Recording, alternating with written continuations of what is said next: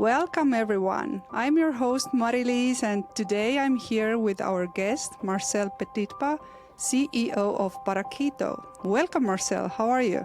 I'm doing great. Thanks for having me today. Thank you for joining us. So you are an expert in helping agencies measure and improve their profitability, right? But for those who may not be familiar with you and with your business, please tell us a bit about Parakeeto. Well, Parakeeto was born out of this need that I had and my co-founder had when he was running his agency of answering simple questions that are actually pretty complicated to answer. Like, are we actually making a profit on any of our clients and projects? Is our team busy enough? Will we need to hire people? Will we need to fire people? Like, is our team busy enough, not busy enough? And what happens if we win a new client, we don't, we hire a new person or somebody leaves? You know, what does good look like for us? All of these kinds of questions that agency owners and consulting firm owners are asking themselves every day to run their business, but really are challenged to get data together to help them inform those questions and conversations. So we are having that same experience and spending crazy amounts of time in spreadsheets trying to wrangle data and get clear on this. And we thought there has to be a better way to do this. And that set us down the path of starting this company. Mm-hmm. But why did you focus on helping agencies instead of marketing professionals or other industries?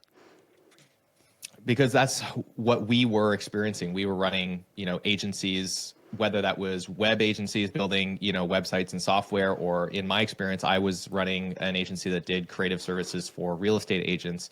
And that was just the pain point that we were experiencing. And so we went and talked to a bunch of our friends that also ran agencies, and they all had the same pain point. So it wasn't much more scientific than that. We just found a problem, and every time we talked to somebody that was like us, they had that same problem. And so we just kept pulling on that thread. And today we have a real business built around that. Mm-hmm. Love that. How long time ago did you start it with Parakeeto? I sent the first cold email to an agency owner in August of 2018. So it's been a little over 6 years now that we've been trying to solve this problem. And I would say that it's only been 2 years since we really kind of figured out a business model that made sense. So those first 4 years were hard, and it was a lot of really trying to figure out how to structure a business that could make sense and a solution that was actually going to solve this very complex problem that's quite difficult to solve. Mm-hmm. I love that. Thank you for pointing out, that the first years are always a struggle, let's be honest. You need to figure out. They sucked. I know, but can you share what has been your challenges, or maybe some confessions, while building that, and how did you finally came up with this business model exactly? Yeah, it's funny. It's always so much easier to look back and post-produce history and draw lessons from it. When at the time, none of this stuff was as clear as it is today. But I would say that the two biggest mistakes that we made early on at Parakeeto were building product too early and over-engineering solutions too early that we didn't actually fully validate. And so if I think about the first product that we built, spent $250,000 and almost 2 years on, that we ended up having to completely throw in the trash, we were confident that we were building the right thing because we could sell it. So I sold, software to 10 people for $1,000 just using screenshots. We hadn't built anything yet. And so I thought, oh, people are willing to pay for this. Great, let's go and build it. But the thing that we forgot to do was figure out if the process that software was going to automate was actually a process that worked. Mm-hmm. And there was a couple of critical assumptions that we made that, looking back, were so stupid that we just completely overlooked, that ended up really clearly showing us that this approach that we're taking with this software that we went and built is not actually going to work. So we did that whole process over again a second time. Spent another 2 years, probably another $250,000 on software development, had a whole other product that we threw out. And it wasn't until my co-founder and I kind of stepped back and said, okay, let's force ourselves to not write any code and not build anything that's rigid until we've actually done it several times manually, the hard way, and actually gotten clients to the outcome consistently. And only once we know that taking these steps in this order produces this outcome, will we start to engineer things that are a little bit more rigid? And that shift was, I think, the biggest turning point for us as a business. And we also happened to find a way to monetize that much better than we had when we were just trying to like build software as the first step. I love that. So the first key takeaway from here for you listeners is you should always validate what is actually, important for the clients and what is actually helping them without assuming that this is how I think I can help you and here's what I will build you, right? Yeah, and I think just to add a little bit more color to that, we talk a lot about in startup world the idea of an MVP, right? A minimum viable product is what people tend to refer to that as, and a lot of people frame that as kind of like the first step is build an MVP and then go validate it. And validation is seen as someone is willing to give us money for this thing. But I've actually over time, having gone through this experience, developed another framework. And there's 4 MVPs in my opinion, and there's 3 that come before product. The first is minimum viable problem. So I got very lucky that we identified the problem early, and that problem has never changed. It's always been the same, and that's honestly pure luck. Then the second thing is minimum viable point of view, which is like, do I have a point of view that I can articulate about why that problem exists, why the current ways that people are trying to solve it don't work, and a better way to solve it. And when I tell that story, people in my core audience listen and they go, yeah, that makes sense. And they want to speak to me. So that also, I got lucky and we kind of nailed that really early on. The third P is minimum viable process, right? So this is what we're talking about is not only are they willing to pay me to help them with this thing, but can I actually take a set of actions in a certain sequence and produce a result on a consistent basis? That's the part that we kept skipping over. And then we went to the fourth P, which is minimum viable product. And the purpose of product is really just engineering a solution that can make that process go faster, be more efficient, be more scalable, be more consistent, whatever improvements. But the thing that should precede that is we know that this process actually works, because otherwise, why are we building more rigid engineering solutions to make this scale when really those engineering solutions are only going to slow down our ability to iterate and change things? And so that was like the critical mistake. And looking back, I'm like, had I been thinking through that framework, we would have stopped and spent more time on process. And it wasn't until we got that right that the business started to work. I love that, because I feel that we can use the same framework in marketing as well. I mean, minimum viable problem, point of view, process, and then we will talk about the minimum viable product. Right? Yeah. I think it really does apply in that way. And when we talk about scaling marketing, for example, in our book, Software as a Science, we take a very similar approach, right? It's like, do we actually have a process where we take a certain action or put a certain input into a channel and we get a certain output? And once we've validated that that's happening, then we can start to look at hiring someone to do it, or hiring a firm, or building a product or a process to make it go faster, testing new ideas to make it a little bit better. But until we've really validated, okay, we can put something in and get something out, and we can do that consistently, it doesn't make sense to make those investments. And I have made this mistake, and I've seen tons of founders make the same mistake of over-engineering marketing and marketing campaigns. And all it ends up doing is slowing them down and making it harder to actually figure out what's working, which is this counterintuitive thing. But the more things you do at the same time, the harder it is to know what's working or if anything's working at all. Yeah, I know. And we use that saying that hurry slowly when you build your marketing, because we also see that most marketing efforts fail because people are so in a hurry. They want to do all the things right now, tomorrow, or today even. And we often see, all the why marketing efforts fail are mostly lack of clarity, inconsistency, and also poor follow-through. And that's why I love your process. You should first come up with a minimum viable problem, point of view, process, and then start talking about your product. That's amazing. So how do you help agencies, address these challenges when we talk about why marketing efforts fail? Do you also go inside the agency, tell them that, guys, let's hurry slowly now? How does it look in a real life?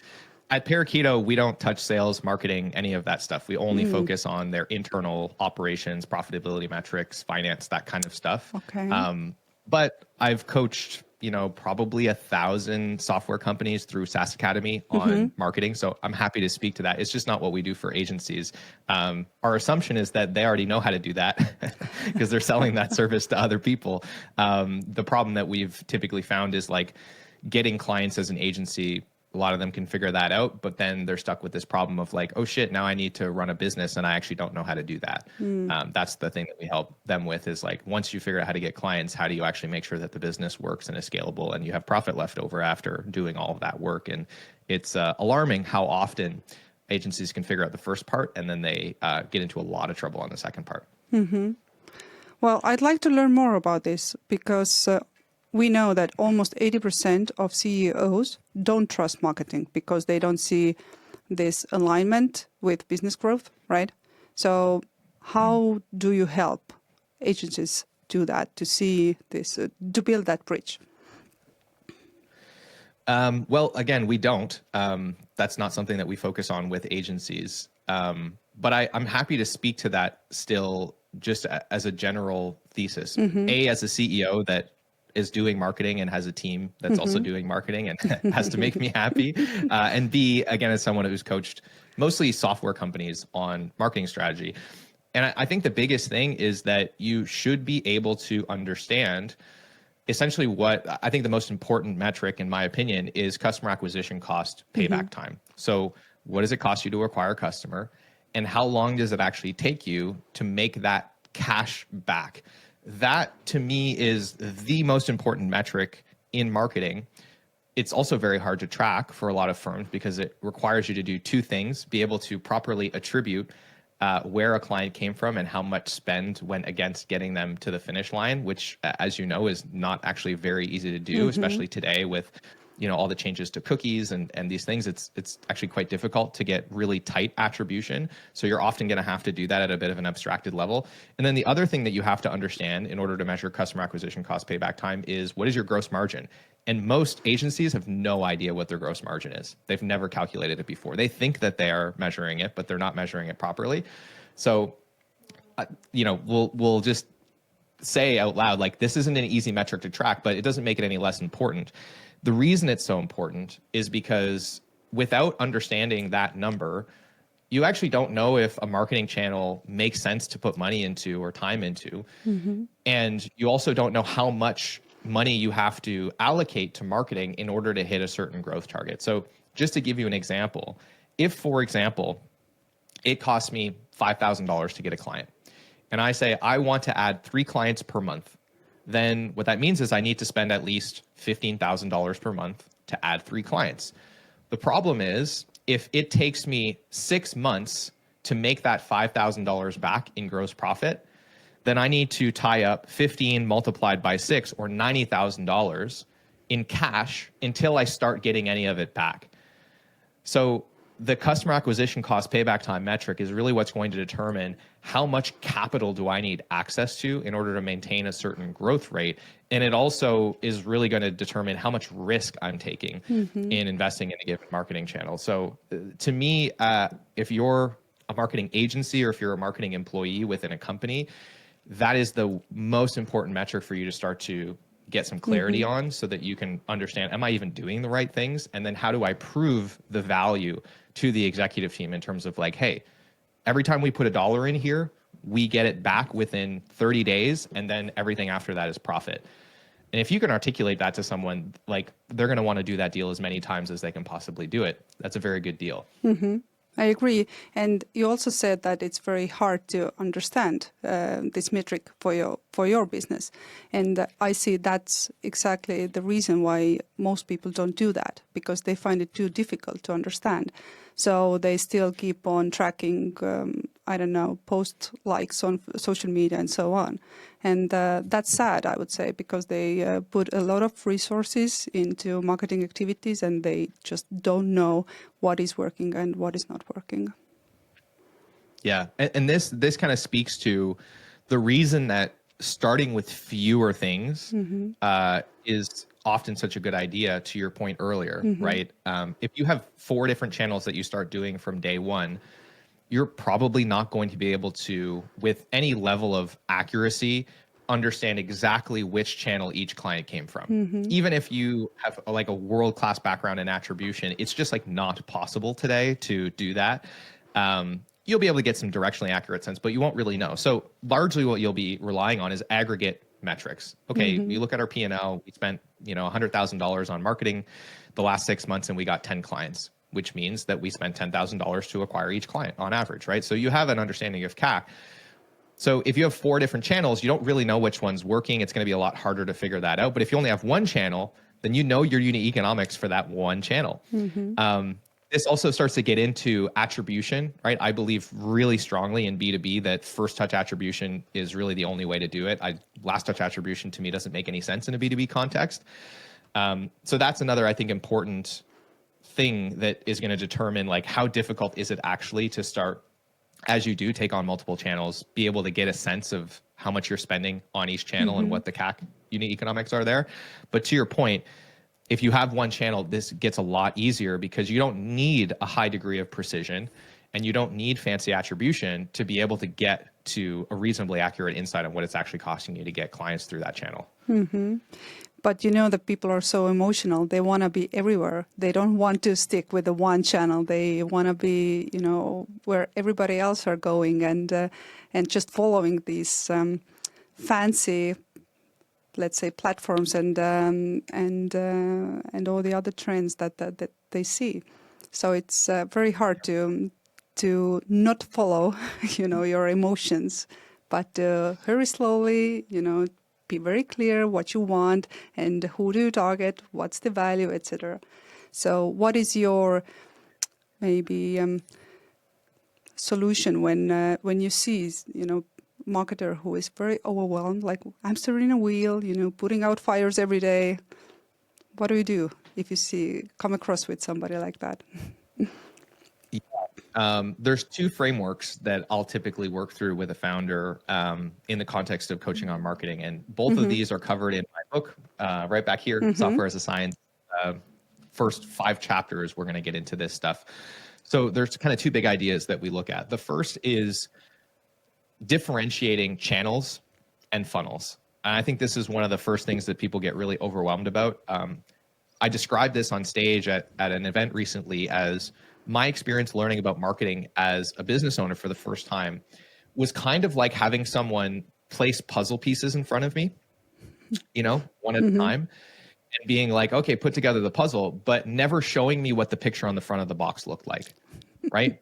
So my experience is, I learn about emails. I learn about Facebook ads. I learn about webinars. I learn about funnels. I learn about landing pages. Like I'm learning about all these little bits and pieces, but I've never been given a framework to say, well, where do these pieces fit? What does the picture look like? Does that make sense? Absolutely. I think that's a lot of people's experiences. They're picking up all of these pieces, but like they just don't know how to place them. They don't know where they fit. They don't know how they work together. So the first big distinction that I like to make is there are channels and there are funnels. And the difference between them is channels are ways that you invest money and or time. And what you get out of a channel is attention. And there's basically 4 buckets that I put channels into. The first is paid. So anywhere that I can go pay and get attention in return for that money. So of course there's digital advertising, Facebook, Google, Meta, LinkedIn. Billboards are a form of paid attention. Paying to sponsor an event is a form of paid attention. Television ads are a form of attention. Newspaper ads are a form of attention. Even paying to blast out to an email list. There's an infinite number of people that have attention and are willing to sell it to you. So that's one way of getting attention. That's one channel. You deploy money, you get attention. The second is search engine optimization. A lot of people think of this as being Google, but of course, YouTube is also a significant thing. And increasingly, LLMs and chat interfaces for AI are becoming popular. This could also be things like software comparison sites if you're in SaaS, or directories like Clutch if you're an agency. So the idea there is go where people are already searching for the solution or for answers to the questions that you can answer, and try to compete to rank within that search algorithm. That makes sense. So that's mostly a time and effort thing, but you could also deploy capital to do that. The third is earned media. This is by far my favorite. It's kind of meta. It's what we're doing right now, Mari-Liis, where you go find someone who has built an audience and you earn that attention by coming on and sharing something valuable. So I'm here to share what I know. Hopefully that's valuable to the people listening. It is. And in exchange, I'm getting attention right now, right? I've been able to borrow the attention that you've spent time and energy creating. So that's kind of the third big idea is, can you borrow attention where it already exists? And then the fourth channel is cold outreach. So this is essentially figuring out how to contact people directly and interrupting them. It's not as popular as it once was, but it still works. So that's like part one is you need attention in order to get customers. So pick one of those methods and just start with one and invest time and or money to generate attention. And then we go look at the funnel, which is part two. And the goal of the funnel is to take that attention and to convert it more predictably into leads, customers, and eventually revenue. So we can get into that side, but I'll pause there on channels. No, that's very good, because I'm curious. How do you market your own company today?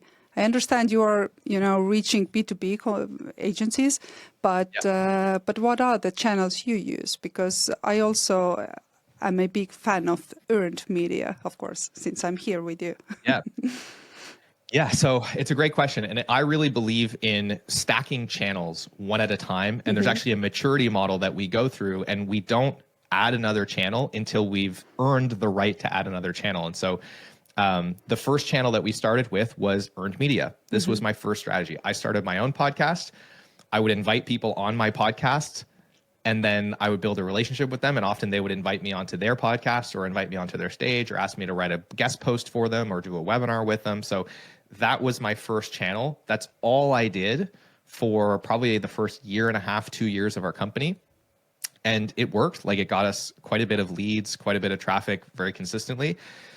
The second channel that I stacked after that was search engine optimization. The reason for that was I had already produced a lot of content and I had developed a lot of backlinks just by doing the earned media, right? So every time I did an interview, that could get turned into a blog post, and I would get backlinks from that interview. I'll get a backlink from this interview. So half the work on SEO was already done. So we stacked that on top. That got us to over $1 million in revenue, just those two channels, not doing anything else. And now we're just starting this quarter to invest in paid advertising as the next channel. We haven't even looked at cold yet. So that's how we've marketed our own business. And we've been very disciplined about not trying to do too many things at once, because to your point, that just doesn't work. And I've seen thousands of founders flounder and a bunch of them succeed. And the consistent thing is always the ones that succeed stay very disciplined and they don't rush to add too many channels. Lots of valuable insights. Thank you. And maybe a few words about the funnels as well, because I'm curious. You mentioned already. Yeah.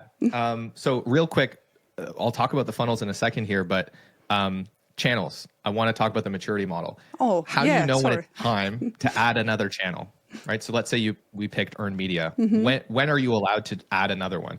There's essentially 5 criteria. The first is you have a process. So you know exactly what inputs generate an output. So if I email 10 podcasts, I know I'll get on 3. And out of those 3 interviews, I know I'll get leads. And out of those leads, I know I'll get customers. So we have a process that's repeatable. That's step 1. Step 2 is you have to founder proof it. So that's people. So can this happen even if I'm not involved at all as a founder? Because what I know to be true is anything that I'm responsible for in the business is a risk to the business, because I'm going to get distracted. I'm going to get excited about the next thing. I'm going to go try other stuff and I'm going to stop doing the thing that worked, right? We all do it. That's founderitis. So can I get somebody else in charge of doing the process that I just talked about, so it happens no matter what I'm distracted doing as a founder? Number 3 is scorecard. Can I measure that the inputs are going in and the outputs are coming out and see how that's trending over time? And the last piece is testing. So do we have a cadence where we're testing ideas to try and improve those results, or at least maintain those results over time, because results will get worse over time in every channel. That's just the law of marketing. And finally, customer acquisition cost payback time. Is it trending towards or already below a 90-day customer acquisition cost payback time? As a bootstrap company that's not raising external funding from venture capital, that's essentially the benchmark for you to have a good amount of cash flow and still be able to grow fast. So is there a path to that channel becoming efficient enough that you can put $1 in and get it back within 90 days? Those are kind of the 5 criteria. And if you can check all 5 of those boxes off, then you're ready to add another channel. And that could take a while. So that's the maturity model for channels before we talk about funnels. And I love that, because now we just circled back to my previous question about, how to build that bridge between marketing and business results to showcase to the CEO. Yeah, love that. Love that. Thank you. I know that it will be a great blog post from here as well. I can see that already. Go ahead. Yeah, we just wrote it. Yeah. Very good. Go ahead about the funnels. Assuming we've got a channel, it's generating attention. Now the question is, how do we turn that attention into business, right? Because we could have all the attention in the world, but if we don't say the right things to them, we're not going to get any value from that. So the funnel is really about creating infrastructure that meets people where they are in their buyer's journey. And so the first thing to understand is that if I put an advertisement in front of 100 people, right, out of those 100 people, very few of them are going to have woken up this morning and said, I need to buy whatever it is that you're selling, right? So like, Mari-Liis, how many people woke up this morning and said, do you think, and said, I need to buy some services and software to help me improve my profitability? Not a lot of people, right? Probably. So most people are earlier than that in their buyer's journey. Some people, a lot of people, are going to basically not even know that they have a problem. They're going to be feeling symptoms, but they're not going to know like, oh, I have a profitability problem in my business. Most agency owners actually think they need more revenue, but their problem is actually that they're not profitable. So they're not even aware that they have a problem. There's another portion of people that are going to say, I know I have a problem, but they're not actually going to be ready to evaluate solutions because they don't know enough about it. So just to give you an example of that, my friend brought me over to his house. We had dinner and he showed me he had this garden in his basement that was all hydroponic. So in the middle of winter, he had like fresh herbs and fresh vegetables. And I thought like, oh, that's super cool. I want that in my house. And then I started shopping for these solutions and I realized I don't know anything about this technology. I can't even evaluate like what's a good product, what's a bad product, right? I don't have a rubric. So I need to educate myself before I can even purchase. So for that reason, we need to have content and we need to have infrastructure that helps people go from not knowing they have a problem to buying our solution. And there's 3 stages that we typically think about that across. The first is awareness. So awareness is a person is experiencing symptoms, but they don't know they have a problem. So generally that's where we want to create free content like podcast episodes, blog posts, YouTube videos, social content, right? And we talk about these things. Hey, you might be feeling this pain in your business. This is why you might be feeling that. Here's some ways that you might think about solving that. And we educate people on how to think about getting the outcomes that they want or solving the problems that they're experiencing. That puts them into the second stage, which is consideration. That's where they're like, okay, I have a problem, but now I have to figure out how to think about this problem so I know what to look for in a solution. So that's where we typically use lead magnets. And lead magnets are still content that's free, but the difference is it's generally gated behind a contact information exchange. So an email exchange, for example. So the idea here would be, hey, you're listening to this podcast. If you're an agency owner and you're struggling with profitability, go to parakeeto.com/toolkit. And I've put together a bunch of free resources for you to learn how to solve that problem, right? That's my lead magnet. That's the consideration stage. So anybody that's listening that's like, oh yeah, I'm struggling with profitability. Cool. Here's some free stuff. It'll teach you how to think. And once somebody has gone through that, then they'll know, okay, I know what the problem is. I know what a good solution looks like. Now I'm ready to invest. And that's where you have your website content where you can talk about your features, your benefits, how you compare to alternatives. And hopefully that gets people to speak to you on a call or start a trial or check out on your checkout page, whatever that transaction is, and become a customer. So that's really the key in the funnel is saying, do I have the right content that speaks to that swath of people that I'm going to be advertising to? Because no matter how hard you try, you're going to end up in front of all of those people. You can't only target people that are ready to buy. That's very hard to do. So you want to give yourself a nice funnel that meets everybody where they're at and then helps them move down towards making a decision in a way that builds trust. So that's the big idea with the funnel. Yeah, I love that. So that reminds me, good old, my favorite know, like, trust framework in marketing, what I'm using, because it's pretty much the same, just with with different wording, I would say. But the principles, that's the funny thing, right? These principles have been the same for like 100 years. Exactly. It's all the same stuff. We just talk about it differently. Exactly. So what excites you most about your marketing today? I think the thing that I love the most is when people are excited to speak to me on a sales call and they say thank you. Like they book a conversation to talk to me about buying the thing that I'm selling. And the conversation starts with, oh my God, Marcel, I've listened to your podcast. I've read your blog posts. I used your free stuff. It was so helpful. Thank you so much. I'm so excited to talk to you. And it's just this crazy experience where it's like we've actually been helpful because I'm really trying to help people. I'm really trying to give all of our knowledge away to the market and create value. And that's what gets me so excited is that our marketing will impact more people than our product ever can or will. But I really believe in this kind of abundance frame on, well, that's how business is done. You try to create 10 times more value in the world that you capture. And that's how you become successful as a business owner. And I feel that every time I get on a call and someone has already gotten value and they're happy to be talking to me, which is such a different dynamic than a lot of sales calls maybe that other people have been on, where the moment you get on the sales call, you feel like the person is defensive. They don't trust you, right? It's a totally different place to be selling from and really partnering with somebody from. So I think that's the thing that excites me most about my marketing is just that I get to have fun and go out and just help people.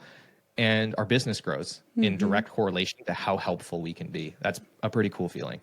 That's beautiful. And since you are talking with a lot of agencies and with a lot of people, what are the, let's say, common pitfalls you see people are falling into? I would say that, beyond trying to get clients, and we don't really speak to a lot of people that their main problem is trying to get clients, mostly because our positioning, and so it's very clear that it's not the thing that we help with. So it's once you figure out how to do that, the pitfalls that most agencies fall into is number one, they're selling services to clients and they actually don't know how profitable they expect those services to be when they set a price. It's frankly alarming how few agencies, when I ask them, hey, how do you come up with a price?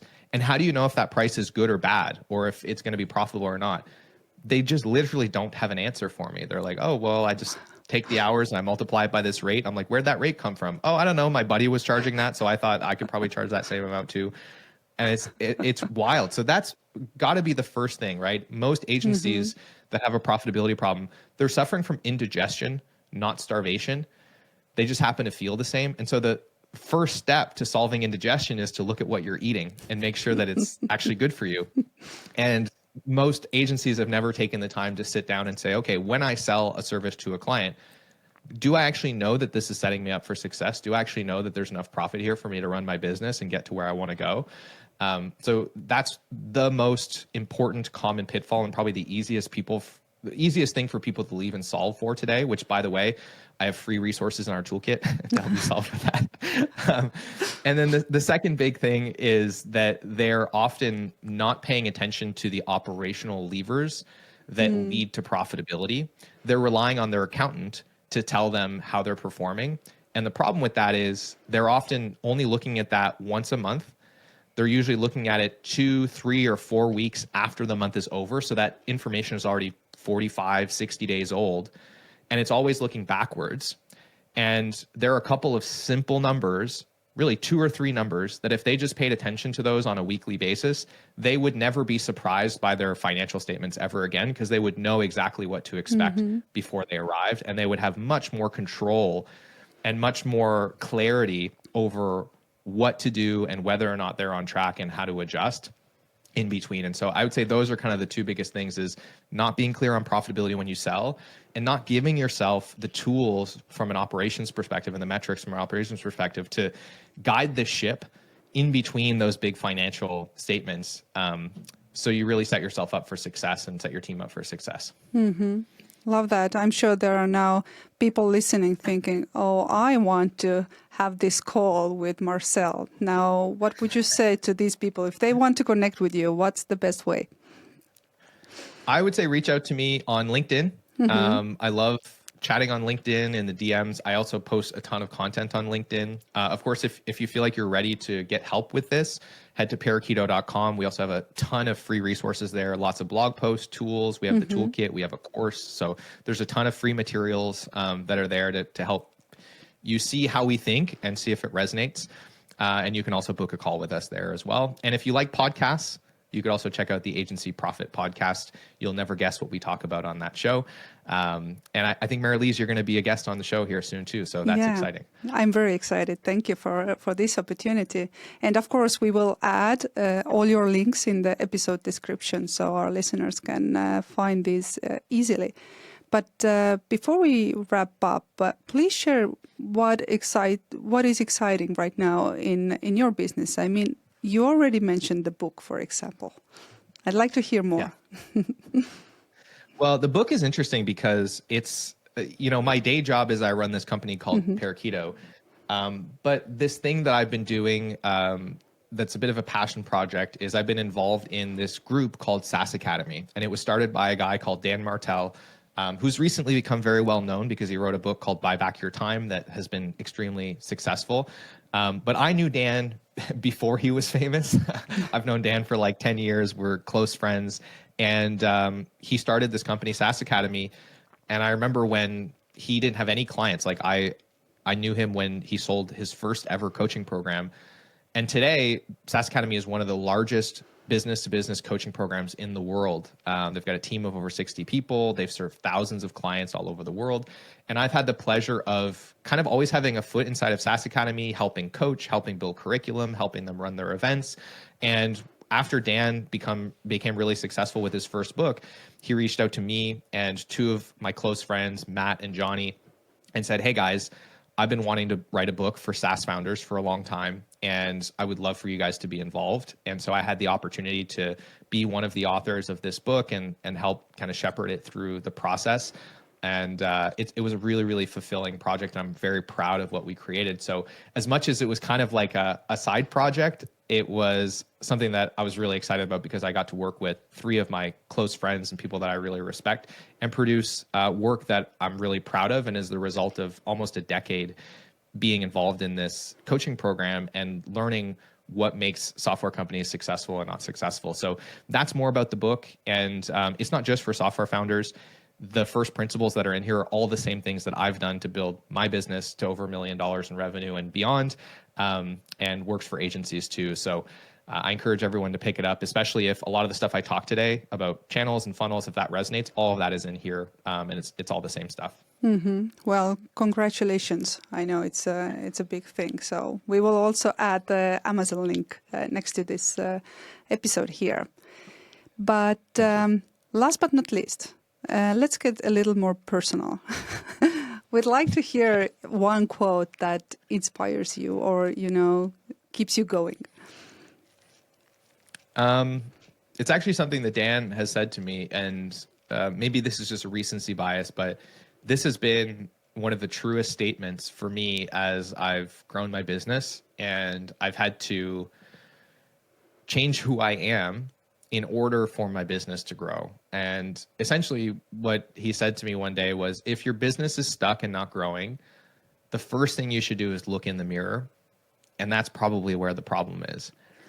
And that has been true every time that our business has been stuck. It's been a fear, a limiting belief, a skill set that I didn't have, a way that I was showing up in the business that was holding my team back from doing what they needed to do because I didn't trust them, because I wasn't supporting them, because I was insecure, because I didn't want them to be better at something than I was, because I didn't want to let go of something that, I felt like made me important, right? All these kinds of things, mostly driven from fear, insecurity, or negative experiences I've had in the past, have almost always been directly correlated to the problem that was holding our business back. And so that has just been a really important thing that I've become more and more aware of over time, is that, the business can only really grow to the level that I'm willing to grow as a leader. And the problems can only get as big as the problems that I'm willing to take on. And that's the reward, of course, for growing a business, right? Is the stakes get higher, the problems get more complicated, the risk gets higher. And you need to be willing to grow at the same pace that you want your business to grow. And that's not easy. And it takes a lot of soul searching at times. So I would say that that's probably the most important one. If your business is stuck, look in the mirror. That's been important for me. I love that. And it really requires, a certain level of braveness, I would say, or, willingness to actually admit that, yes, it's me who needs to grow. Yeah. Or a useful naivety. I've had a lot of that as well in my career. Yeah, I couldn't agree more. But what about the song that gets you into action when you need motivation?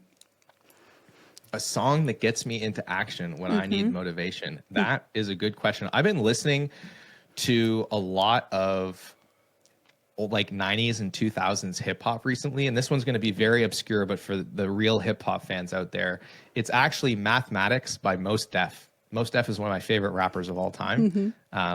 That's one of my favorite songs right now to jam out to at the gym. Love that. It will go to our list. Thank you so much. And we don't have so much rap songs there, I'm afraid. So that's amazing. Well, good. Good. We're solving a problem. Well, thank you, Marcel. It's been such a great conversation, and I really learned a lot, and I truly appreciate your time, and sharing your journey and your expertise with us. But before we actually wrap up, is there any final thoughts you would like to share with our listeners here today? I think one of the most important things I've ever learned just on the topic of marketing is, again, a thing that Dan said to me and I said to you on this podcast, which is your marketing should serve more people than your product ever does. I think it's very easy, especially when you're starting out or when things aren't working, to get really, really focused on what you don't have, customers, revenue, and really focusing on what you want out of the business. But that is the thing that led me down the path of building software before I should have. I wanted to be a software founder. I wanted to run a software company. And so I built software, and I ignored what my customers actually wanted and needed, and it didn't serve me. I've done the same thing with marketing. I've done the same thing with sales, thinking of myself first and not my customer. And the more I have just let go of those things and focused on trying to be as helpful and creating as much value as possible, everything else has followed. So I would say that's my final word of advice for marketing is like, just go out there and help people and be valuable, and everything will be fine. I love that. That is so beautiful and a really authentic thing to do, because we all love to help others, and it shouldn't be pushy or salesy or anything bad we are doing in marketing. It should be a natural thing to help others. Mari-Liis, thank you so much for having me today. I really appreciate the platform, and I thought this was a really fun conversation. I'm really excited to have you on my show. Looking forward to that. Thank you, and likewise. Appreciate your time, and we'll talk to you soon in your podcast. Thanks. Thank you. Bye-bye.